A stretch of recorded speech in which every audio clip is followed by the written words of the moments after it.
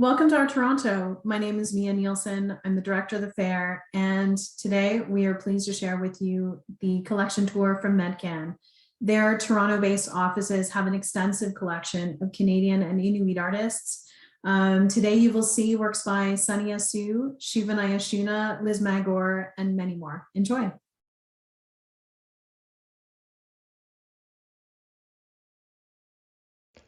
Welcome to the Medcan collection. It is a work in progress that began almost 20 years ago. The collection holds over 164 works by almost entirely Canadian artists from several provinces and territories. Today, we'd like to present a few of those works.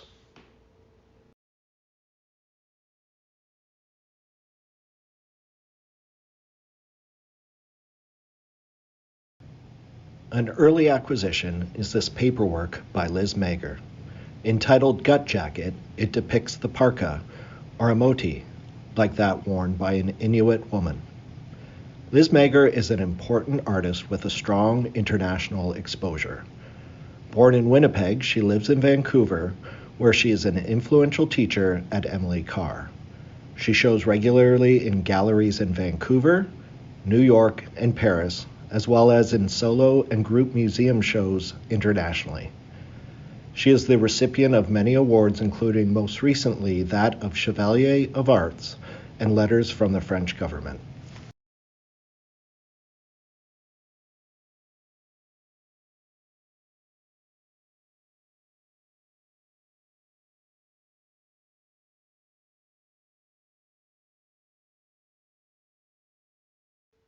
To give this important work some context, we have installed nearby works by Inuit artists, including this magnificent example of beadwork on felt by Elizabeth Enowyak.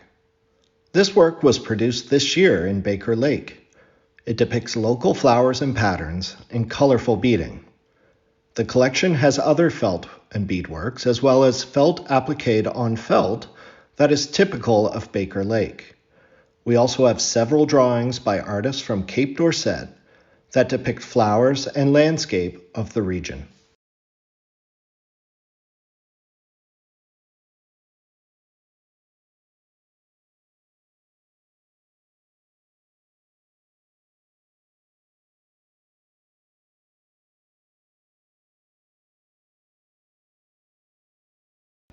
An example of Inuit drawing is this early work by acclaimed artist Shuvinai Ashoona, entitled Composition, Shipping Skippers, from 2003.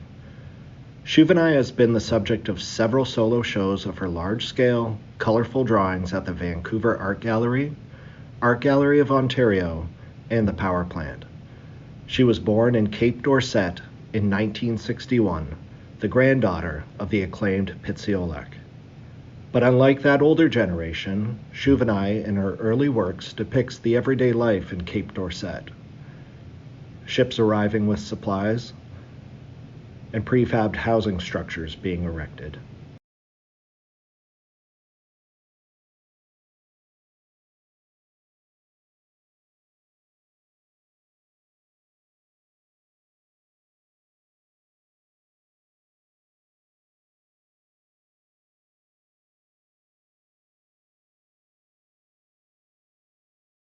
From another area of Nunavut, Baker Lake, comes these drawings by Tony Anguhalluq. He works with color pencils on paper and titles his works. These titles locate the area of the drawing as well as the action taking place. Thus, his drawings act as a kind of diary of this actions as he moves through the land, usually in the warm months when hunting occurs. This example bears the informative title of 3 Inuit are camping near the east. But if you look closely, you'll notice only 2 bodies are visible. Presumably, the third is in the tent. A second example of this work is 2 Inuit are walking through the mountains and 1 are carrying caribou on their back in June. We have placed 2 of his drawings in conversation with 2 large photographs by Ed Perdinsky. In addition to works by Inuit artists, the collection holds examples of some First Nations artists from British Columbia. Here we see works by Sonny Assu. In On the Warpath, issue 7, the artist creates a mashup of Indigenous iconography and popular culture. Here, he uses copper ink to represent an important signifier of wealth in First Nations cultures, as it is an important element of the potlatch ceremony. A second example of Assu's work is approved by the Comics Code Authority, which refers to the 1950s American self-regulating agency to oversee the content of comic books in the United States. Typical of his working method, Assu mixes popular culture reference with Indigenous symbols such as U-forms and ovoids prominent in Indigenous carvings. These are the two cultures he grew up in.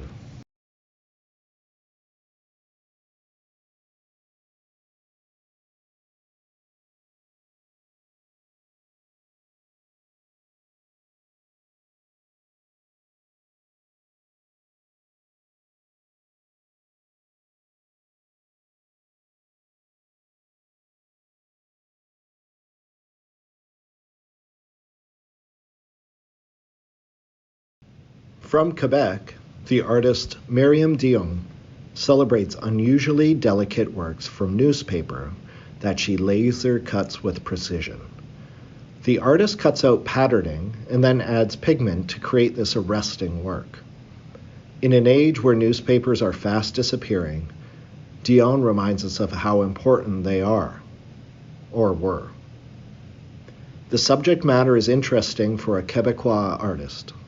How political or ironic is this work entitled Elizabeth II, The Gazette, Tuesday, June 2nd, 1953. Dion's work are held in numerous private, corporate, and museum collections.